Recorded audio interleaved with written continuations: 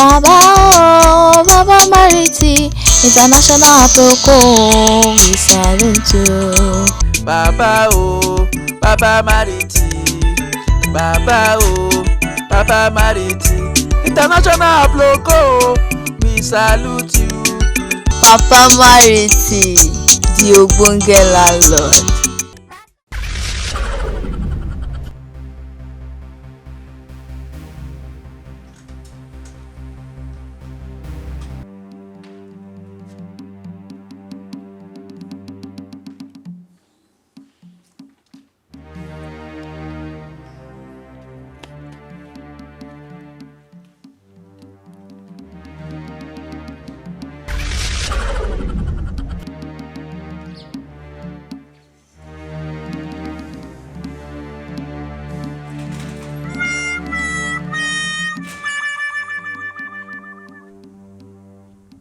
How fast do we hear of this?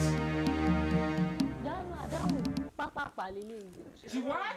Ọkọ mi máa wálé náà. Continue. Wọ́n náà gbọ́ làwọn yóò wá ṣe 3 shift. Kó má wálé ẹ̀ mọ́ àbí. Ọ̀gbẹ́ni dáhùn.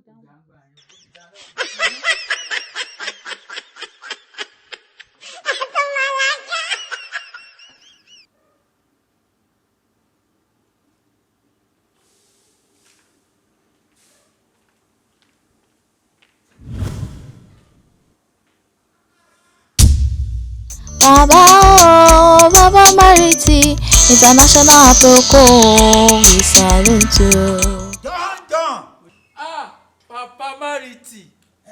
Papa Mariti. Number 1 tí ò ní rival. Ogbonge. Number 1. Ṣé mo ń bọ́lẹ̀ mo yá site mọ́tò yín yẹn. Mo ti mọ̀ pé network yín yẹn ó cover everywhere you go. Ẹ̀yin nìkan ní DSTV. Continue. Ẹ̀yin nìkan ní CCTV. Ẹ̀yin nìkan ní Shai TV. She what? Everywhere you cover. Bẹ́ẹ̀ ni jókòó síbẹ̀ mo ti mọ̀ pé ní ohun tó bá dé. Ẹ fẹ́ mú nǹkan jáde ni mo jẹ́rìí mo mọ tí ń bẹ̀. Ẹkùn sẹ́nu jẹ́jẹ́ mu tí. Tí ó bá nídìí obìnrin kò lè jẹ́ kú mọ́lú tẹ́wádìí kò sínú òrùn báyìí. John, wow. Géèmù kí o play lánàá ni. Gbogbo rẹ̀ ni mo rí o. Game. Nàìjíríà àti Morocco lọ play lánàá. Nàìjíríà dẹ̀ náà kò Morocco pa. Ẹ̀yin náà lè máa rí gbogbo ẹ̀ pẹ̀lú ibi tẹ́wàá yóò ojú yìí rí gbogbo ẹ̀. Ẹ wo bàbá ń fẹ́ jáde. Sọ́ọ̀sì o. Ẹ wo mo ti gbọ́ màá rí yín. Kí ni? Ṣé o yàn ni? Kárí o, ọ̀rẹ́ rẹ ni. Ọ̀rẹ́ yín wo? John mọ ní. Irú èdè wèrè wo gbọ́ lẹ́yìn sọ yín náà? She what? Ọ̀dà wá ó ti yé mi. Géèmù wo lọ gbé dání ni? Wọ́n ti ní ọ̀kárẹ̀ wọ́n ti dá ìwọ sí fún. Bàbá ẹ̀yin lè máa fa gbogbo trash yìí. Ọmọ tí ò ní lẹ́wù rọ mi ilé ìbá ẹ̀kú máa bá mi. Èmi pink boy lèmi náà. Èdè kọ́pọ̀lọ̀ tí ó nírú kó máa ṣẹ́gìrì sí lára. Jesus is Lord. Nínú àwọn òfin tẹ́ fi gba tẹ́ fún wa lé ẹni ká yìí máa abuse ara wa. Mo tẹ̀ yí domestic violence or else tí bá gbá etí ẹ̀ kò kọjá ìbáwí o tẹ́tà àwọn méjì ni o kò kọjá ìbáwí o. Ó ti yé mi. Jàǹdùrú. Jọ́ọ̀nù mi play ọ̀hún náà mi play tirẹ̀. Ní ìwọ kí mo rí kí o tọ pọ́rọ́ láti inú yàrá rẹ. She what? Kí ọ mẹ́sẹ̀ bí ejò àdàgbà àbí ẹja ẹ̀yìn mọ́kẹ̀rẹ̀. Lójú mi lójú kò ojú ẹ̀la mi deny. Ẹ̀rẹ̀ orí igi àṣekú ọmọ ẹyẹ.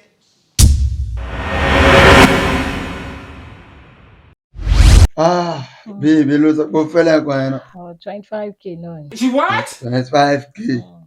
Ìyẹn náà ṣe problem ó kéré nǹkan tó lọ ṣe ṣáá mọ̀. Continue. Bọ̀ kọ́kọ́ rẹ̀ pé o ò ní problem pẹ̀lú anybody nínú ilé iṣẹ́. Bàbá landlord ni o. Wà ẹ̀kọ́ dúró náà láàárọ̀ ibi ti bá o. Èmi ò jáwó lé o. Mi ò ní problem pẹ̀lú anybody nínú ilé iṣẹ́ mọ̀. Mi ò dẹ̀ ní pẹ̀lú anybody. Ṣáàrì ọmọ jáde wọlé.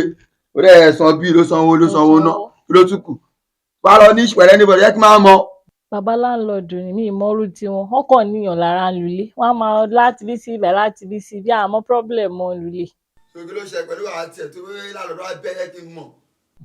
ẹrúkú ya pa wèrè wálẹ̀ bí yẹpẹ̀ kọ́ gun gbogbo ilé ìgbẹ́ wọn kọ́ fẹ́ ní ti jẹ́ kí ó kàn pẹ̀lú wèrè. ẹ mọ̀ landlord ni wọ́n mo dọ̀ pé kò yẹ kó jẹ́ problem fún mi lulẹ̀. wọ́n ní kán àlẹ́yìn ọlọ́run ìwọ ló kù tí mò ń ti jú ẹ̀ ìwọ làgbélébù ni mo gbé kọ́rùn ìwọ ni mo wó lójú o àtòrí tí mo ṣe ọ́sùn ṣe òun àárín ni inú láàárọ̀ sọ láàárẹ̀ pèrò sọ́kọ̀. mo jẹ́rìí ọkọ mi. àdìyẹn ti lọ́kọ̀ bẹ́ẹ̀ ṣonú lè jọ. ìyẹn la tún fẹ́ fi parí ẹ̀. gbéra tí mò ń ná olè lórí ṣé òun àárín.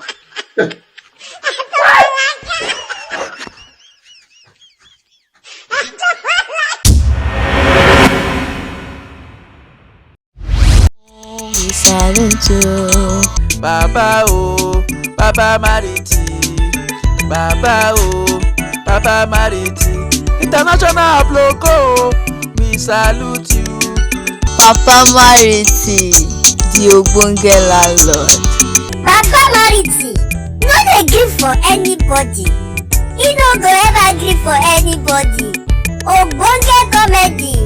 Sir Victor Olutomi, I throway salute. I throway salute. If you dey watch this series, abeg carry water for your side. Especially if you dey chop pepper, just take water, take your time, relax and enjoy this ogbonge comedy.